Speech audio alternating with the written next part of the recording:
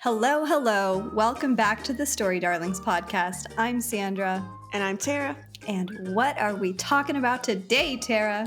We are talking about the end of the book, Heir of Fire. So part 2, and dear Lord, guys, there's a lot. A lot happens. Part 2 is the aptly named Heir of Fire, as the title might suggest. And it does start with Aedion having conversations with Chaol and just kind of this crew that they have that is staying at Celaena's apartment in Rifthold.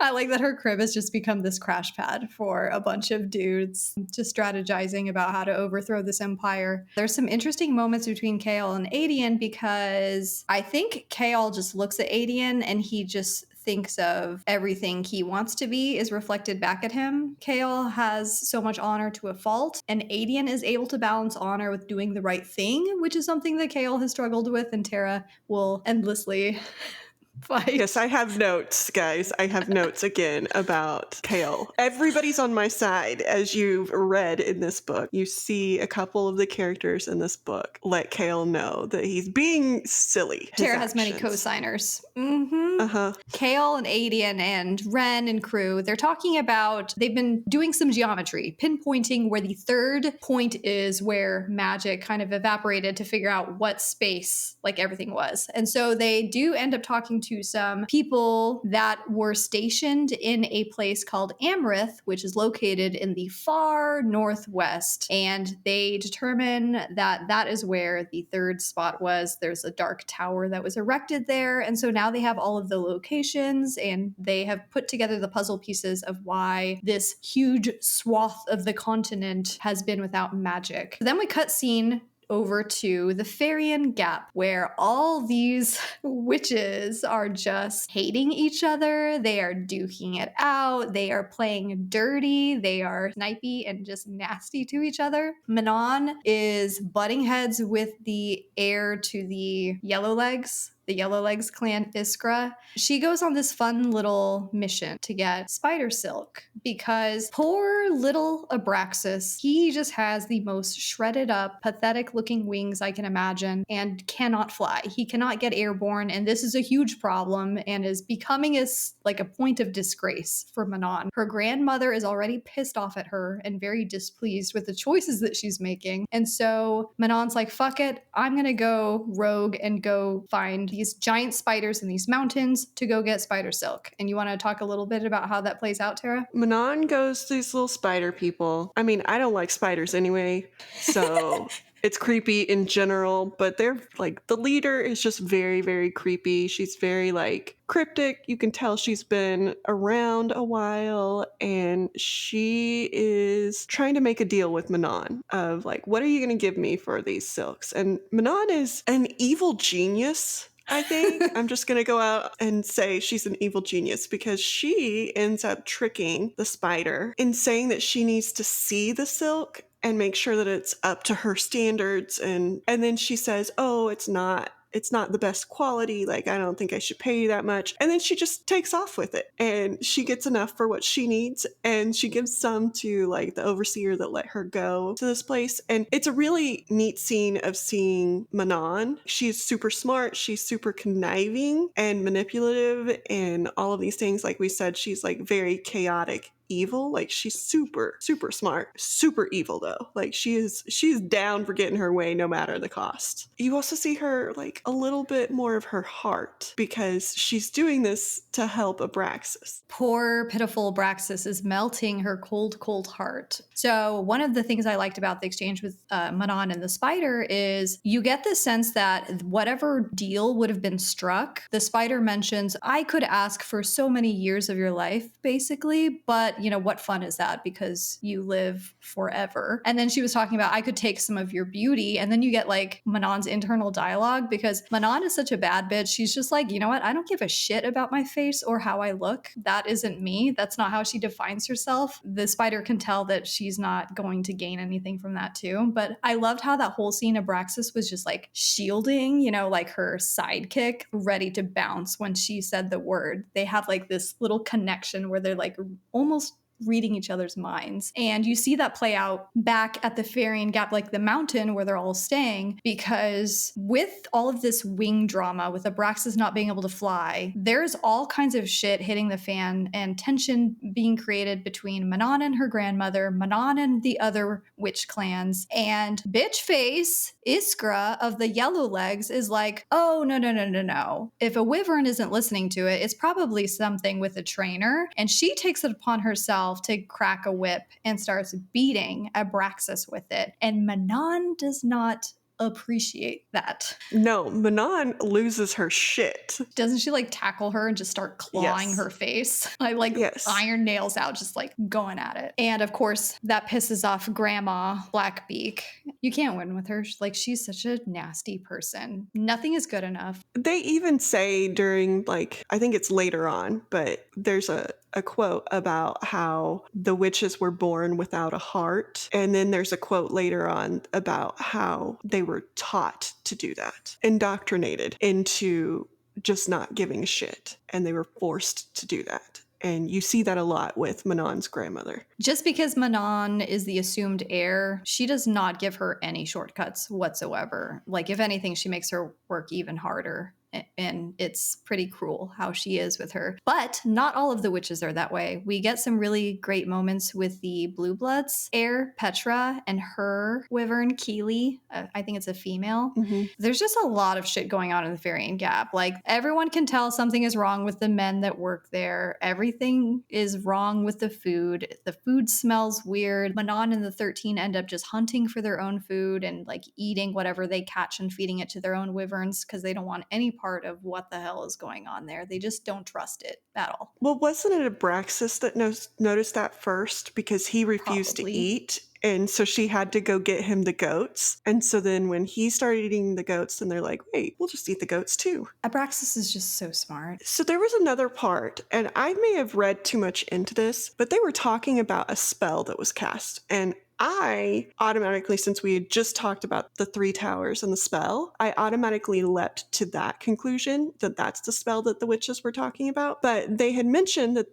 the spell was cast by the Kraken. That's why they were attacking or trying to find the Kraken witches, because they were trying to find the one that cast the spell. And so in my head, I'm like, okay, well, a spell that we've been talking about is the spell that took away magic. And I can see why the witches would want this spell, taken away too, because then they get their powers back as well. I'm wondering, and I think that we'll probably find this out in later books, obviously, maybe some foreshadowing of who did the spell and how we're going to get it taken back is the Kraken. And I said it right this time, so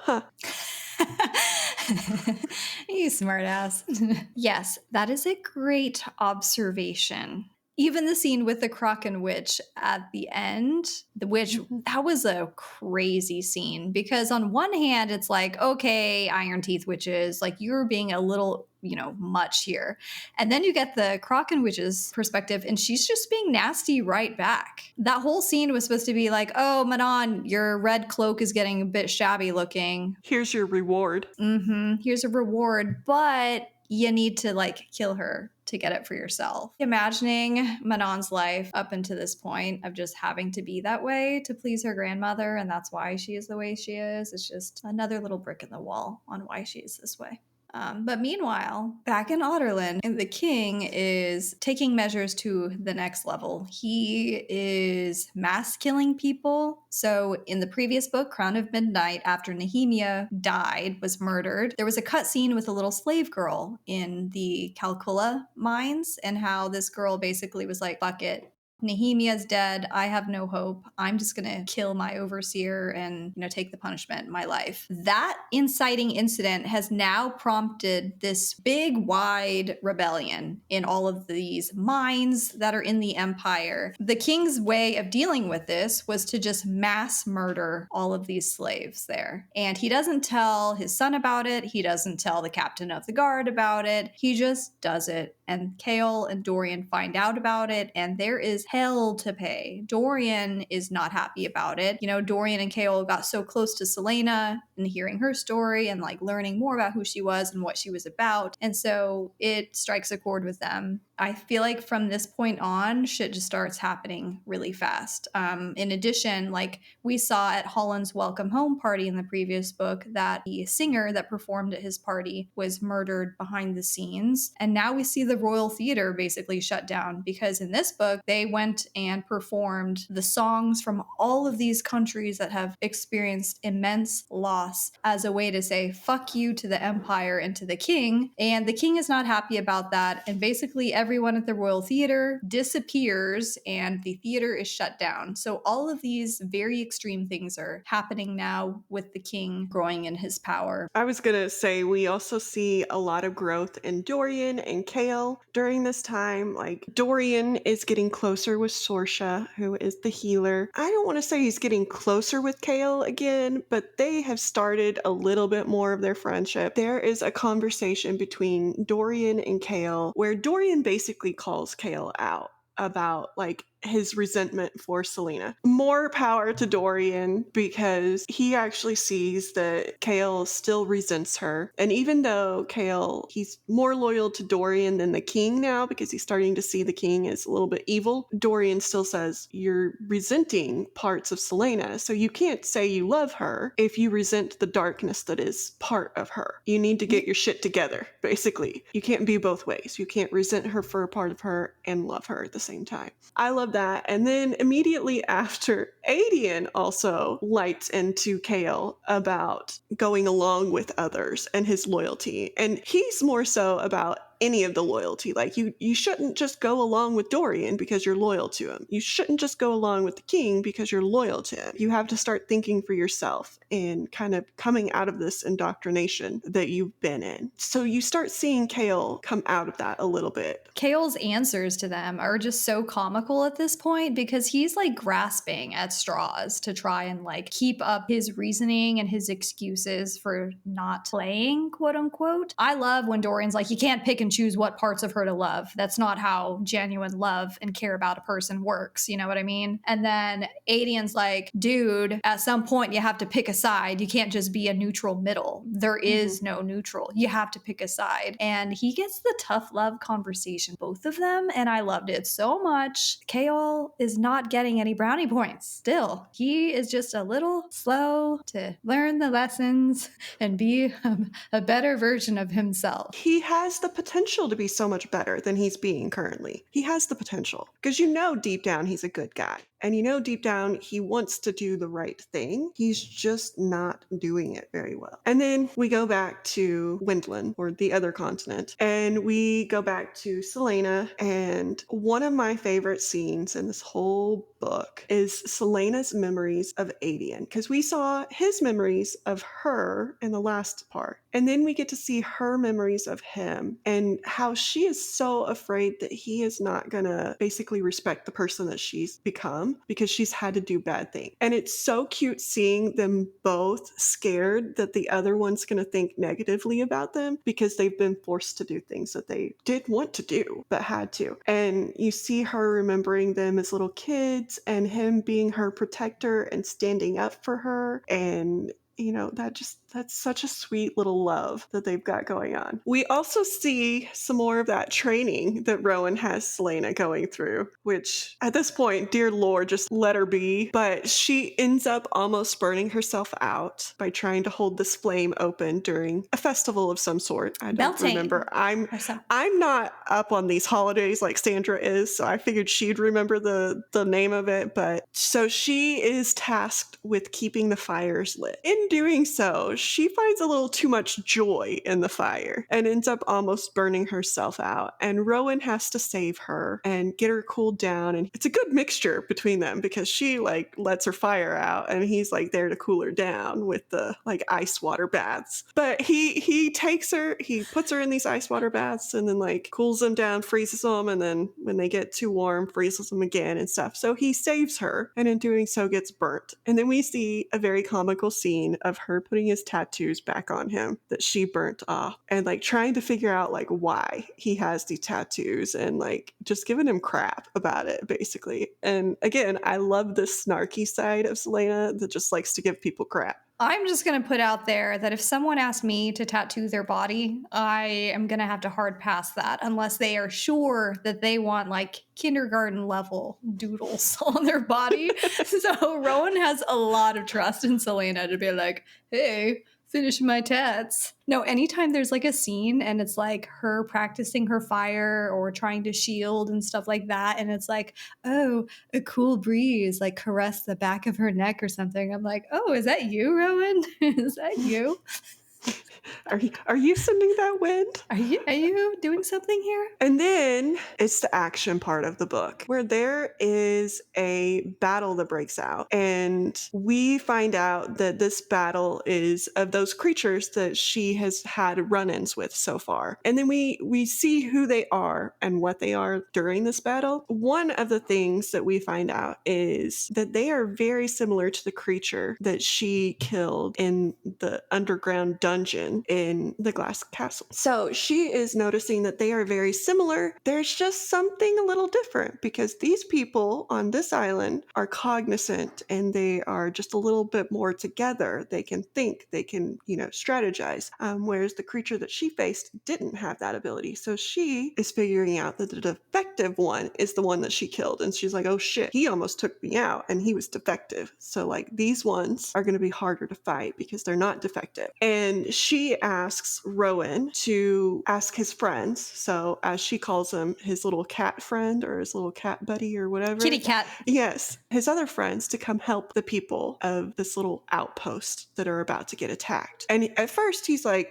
no, because he's afraid of what Maeve is going to say about it. And so he tells her no. And so she gets a little perturbed because she's like, you're willing to let people die because of this? I don't know if it's because she just dealt with that with Chaol, but she is quick to call him on that. She is quick to call him on his loyalty to somebody who doesn't deserve it, but she was not that quick to call Chaol on it. Yeah, I think Celaena's experience with everything she went through as a kid, her sense of urgency is just highly sensitive. Like, she has experienced everything. She knows everything that's going on back in the main continent. And so she sees like the same kind of shadows appearing here. So she is like not even playing around at this point. She's just like, we need to act now and calling anybody out. These three entities that are not defective that come to fight there, they're led by a General Narok. Back on the main continent, Chaol and Aedion find out that General Narok has been sent across the sea to Wendlin to wreak havoc, basically. Yes, they are wreaking all kinds of havoc, and Celaena is not down for it. I'm going to go back to her and Rowan's interactions there, where she asks him to help, get his friends to come, and he tells her no. And she is just not happy with him. And there's a part where he just tells her he doesn't want her to look at him with disgust. And she's basically like, well, then do something. There's people dying and you're willing to let that happen. But you see Rowan started to care about Celaena because he doesn't want her to look at him like that. And then you also see Celaena started to care about him because there's a part where it says she wants him. Which, on that note, start paying attention because you get these little fun glimpses of Rowan and Celaena in the, I don't know what this is called, Mistward kitchens and stuff like that. But there's scenes that describe like some of the kitchen staff eyeing Rowan and things like that. And then like Celaena just being enraged and filled with jealousy that these people would dare to even look at Rowan. Well, and you get the her warring on herself because she is jealous of them. But then she's like, well, I don't have a reason to be jealous. Like, we're not together. And then she's also playing with her ring that Chaol gave her and facing the guilt for her jealousy over this guy when she still feels the way she feels about Chaol, and her just being torn because of her feelings there too. Yeah, there's a lot of bonding moments between Rowan and Celaena. So we find out that these creatures that are about to attack this outpost are actually the Volg. They have been let back in and they are doing as the king wanted them to do, causing havoc, and they are about to attack this little outpost. And so all of the Demi-Fae and Celaena and Rowan are trying to stop this and trying to get out and trying to do their best to survive. And so they reach out to the rulers of Windlem and ask them for some help, but they can't send help because the king has started another battle and that is drawing them. So this little outpost is on its own because Rowan won't ask his friends to help, and the rulers aren't able to give them help. So they're trying to figure out a way to, do their best. So they do. And in doing so, Celaena comes up with a plan. And so she is going to fight the darkness that surrounds the Vogue with her fire. She keeps Rowan inside to help fight the armies that are getting through the tunnel because they had a person let their secrets out to the Vogue because they were afraid. And so this person told them,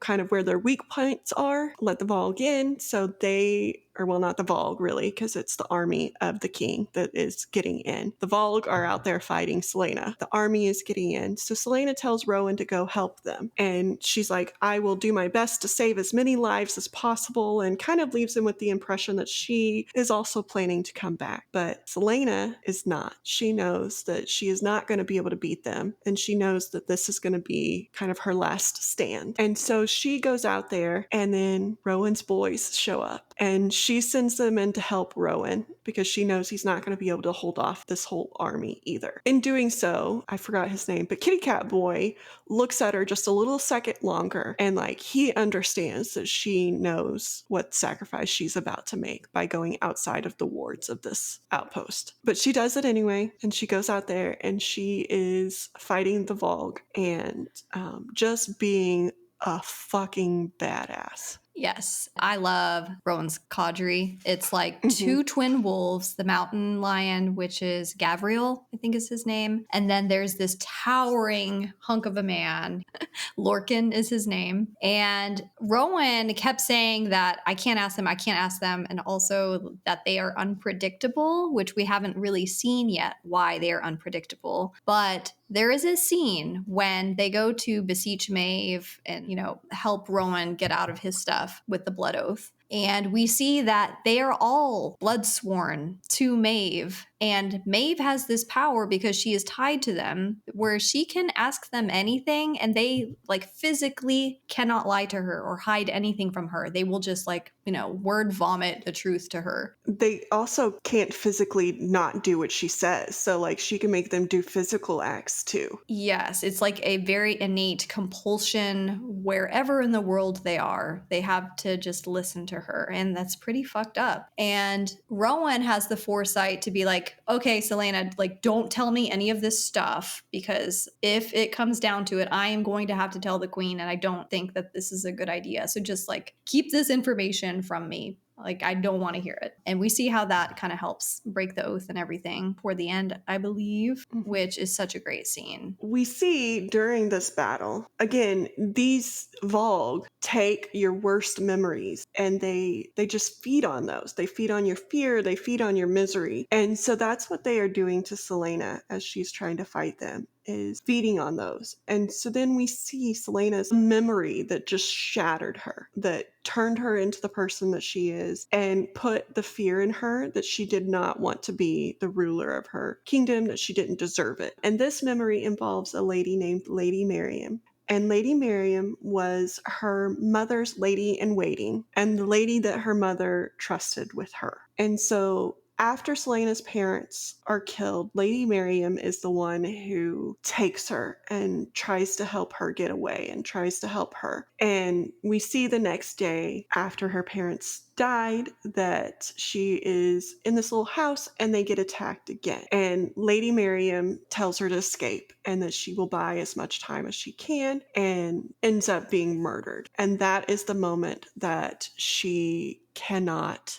get over, is that this lady died for her. Yeah, and Lady Marian had a daughter of her own, a lead. Sacrifice goes a long, long way with Celaena. It is never forgotten. And even though those she sacrifices for would never have her keep that over her eyes or hold it over her forever, she does it to herself. Very emotionally scarring for her. Her love language is also sacrifice.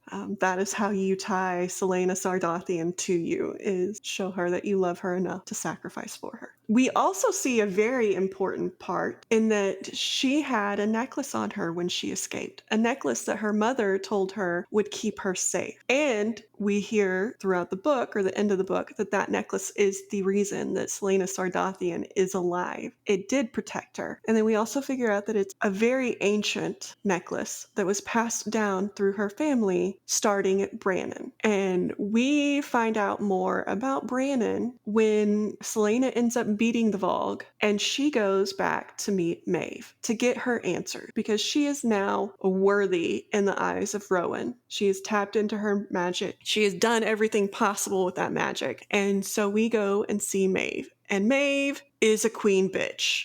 She's a bitch queen. She is all of the things. She is a horrible, horrible, like, person, whatever the hell she is. And she, as Sandra mentioned, makes Rowan and his boys tell her what happened and all of the secrets that they have on Celaena, and also makes the boys whip Rowan because he chose to side with Celaena in that battle, which just shows she's just like an evil, evil creature. But we hear a little bit more about her past too, because she had a love who died, and that love died in that cave that we found earlier, that the snake that Rowan did not know, or sea creature or whatever, was in that cave. And we see that Brannon was this guy's best friend, and they figured out that Maeve was trying to get the 3 keys for herself so that she could wield all of the power, not so that she could put it back together, not so that she could keep people safe, but so that she could wield the power. And Brannon and his friend were against this. And Maeve killed her, the love of her life. She just killed him, straight up killed him. Didn't care enough about that. She killed him. And that sword that they found in that cave was his. And so when Maeve sees that, she's like, I want that sword. And Celaena's like, no, bitch, you can't have it. Like, you don't deserve it. You killed him. Like, you're done. And you see Maeve losing her cool a little bit because she wants it and she can't have it. And very few times, I feel, has Maeve been told no and not just beaten her way into a yes. But you see Celaena telling her no, and then you also see Celaena threatening her, because Celaena's like, I will set the world on fire. Like, you don't know what I can do. I will set the world on fire. And Maeve's like, well, everything's built of stone. You get the sense that Maeve did that so that people couldn't set it on fire. And Celaena's like, I can burn everything else. Like, your castle might be safe, but your people, everything else is not going to be safe. And she does it. She sets the world on fire and shows Maeve, because Maeve wanted a demonstration of her powers. And she's like, is that enough? Like, the world is on fire now. Is that enough for you? And Celaena has enough power over her magic that it's not actually burning the people, but she could make that a possibility. She's threatening her too. And so you see a very, very like kick-ass moment between Maeve and Celaena owning her power that she had been running from her whole life. Yeah, Celaena's very good at anticipating what's most important to people and just like capitalizing on that. So like the sword, she knows it's not exactly the sword that Maeve is after. It's like what's hidden in the sword, which is the ring between Maeve and her dead love of her life, which it makes you wonder if Maeve doing that kind of act has just further poisoned her and made her a more just toxic, not good person. So with the ring, now that Celaena knows how to push Maeve's buttons and what it is that she's after, she puts her to the test and is like, okay, if you want to make this deal, like, we will give you this ring in exchange for Rowan's freedom, basically. And so Maeve reluctantly says yes. And it's a very, I don't want to say it's a sensual moment between Rowan and Celaena when this blood oath is being broken, but I mean, Maeve is just very flippant about it and just like, okay, whatever, like, it's done, blah, blah, blah. But then Rowan turns around and he decides to make an oath to Celaena, which she does not want at all, because that's just not who she is. She doesn't like people being obligated to serve her. And so he kind of takes the oath and he takes her blood. Like, it involves like them exchanging blood, right? Yeah, he drinks her blood. Yeah, so kind of vampire-y. Yeah. But basically, through this oath and Rowan promising himself to her, which, by the way, this wasn't mentioned. When she overtakes all of the Vogue, which are the princes of this otherworldly creatures that have been wearing the skin, basically, of these poor men for the king of Otterland, who thinks that he's going to be able to control them with these stupid black collars. we'll see how that works out for him in the long run. So during the battle at Mistward, whenever Celaena's getting her ass handed to her because these memories are consuming her, all of the dead bodies in the past that they stumbled upon in the woods and stuff of Demi-Fae and other people, they were husks, just hollowed out. These Vogue have just been sucking the living life out of everything, the memories, everything, to make themselves more powerful. Celaena is dimming. Her light is dimming. She's being overtaken by them, but it's because Rowan comes out and bonds with her. Like, they end up having that rare connection where they can feed each other power, like share that power. He ends up kind of giving up his power to her, and she just like takes it. Karanam or something is like the word for it, whatever. You see their connection growing a lot through this book, which is cool. Maybe she's finally going to get a guy that like is worthy of her. Is he still Prince Asshole, or is he getting better? He's getting better. Like he grew on me a lot when he stood up to Maeve, because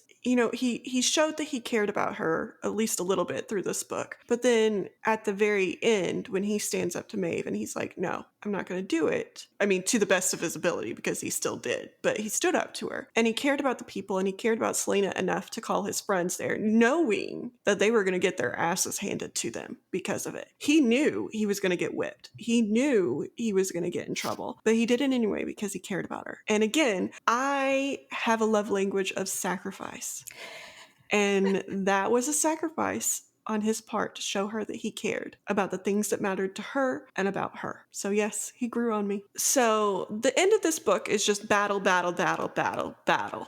Right? And so we move on from the battle with the Vogue to the battle with Maeve. And then and it's not really a battle, but it's a battle of like will and whatever. But then we move on to a battle of the witches. And we see the witches having their, I don't remember what it's called, but war games. Like where they're war games where they pick the wing leader. And they're going through their war games. They're pitched against each other and trying to they have to capture an egg from the other witches groups and bring it back without having their egg captured. And so Manon and the 13 are clearly winning because they are the best. And we see the Yellowlegs, Iskra do basically what Grave did during one of the champion battles, which is cheat. And she pushes the heir of I think it's the Blue Bloods. Like, she has her wyvern attack Keely. And you see that Keely and Petra having the bond very similar to Manon and Abraxos, where Keely is there, she's down for Petra, and Petra is down for Keely. And so they are fighting for each other to make sure that they survive this. And Manon is seeing this. And Manon, again, we see her good side coming out, even though she has been pushed her whole life to not have a good side. We see it coming out because she is not okay with this. And she goes to help, but Keely's already falling. Keely's already very, very hurt. Keely's not going to survive. Petra is stuck on her, and Petra is also falling to her death. And you see Abraxos and Manon go after them. And they end up being able to save Petra.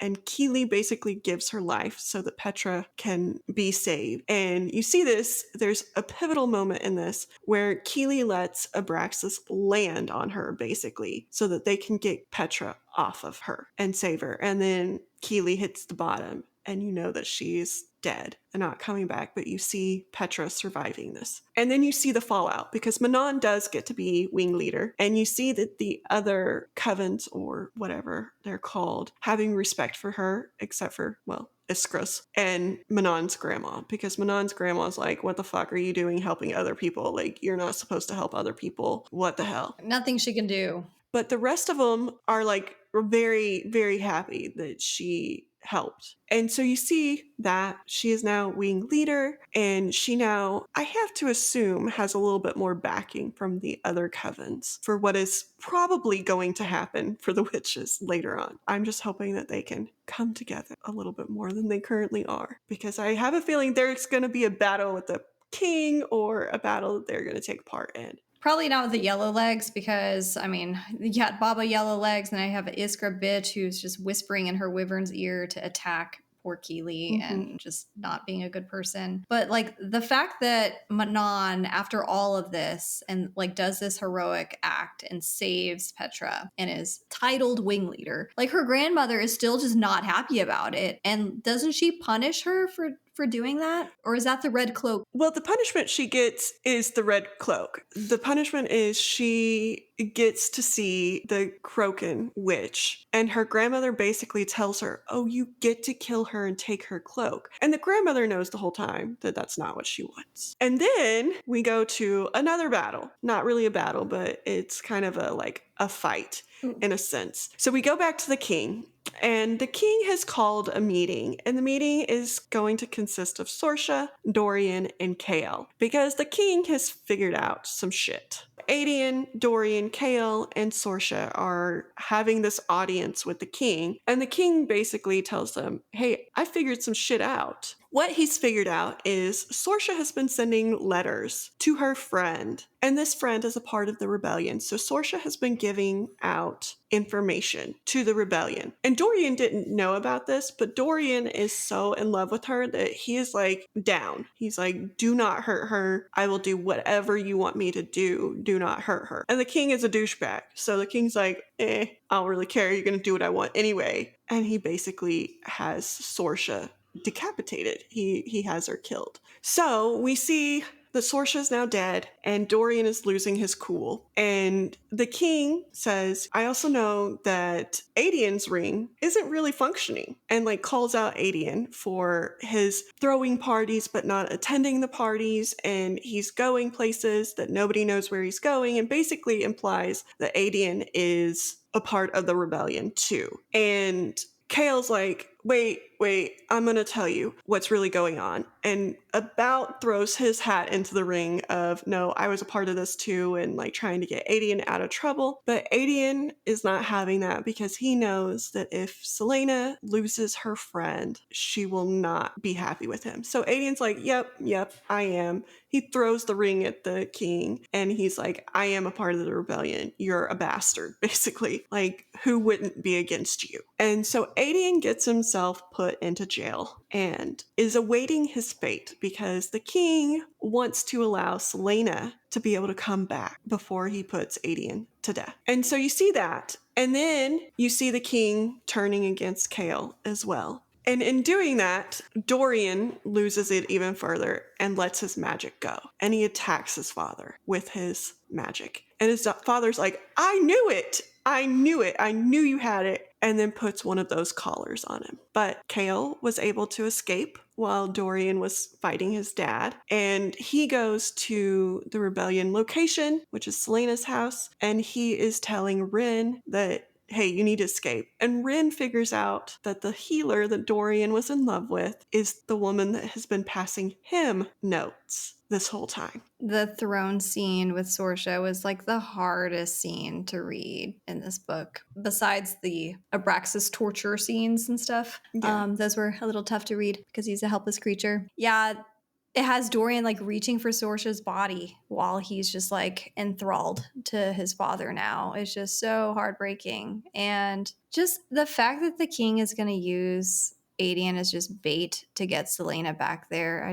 I hate the king so much. Well, the fact that he's going to use his son too. Like, I mean, he doesn't really care. He doesn't care about anything. Yeah, but it's like, okay, he suspected Dorian had power all along, meaning if this goes the direction of what we have seen with General Narok and the other three that are collared, which I'm scared for Dorian because I love him so much. I love his carefree, just easygoing crown prince, wants to do the right thing. And now I worry. Yes. And Dorian is such a good guy. He cares. He cares so deeply. If it was Chaol who found out his girlfriend was spying for the rebellion cause, like he would have like had a conniption about it. But Dorian was literally just like, I still love you. I would like give up everything to be with you. And how that scene went back with like Sorsha being turned in because of that bitch boss that like is always ragging on her and stuff. It's like the king has spies everywhere.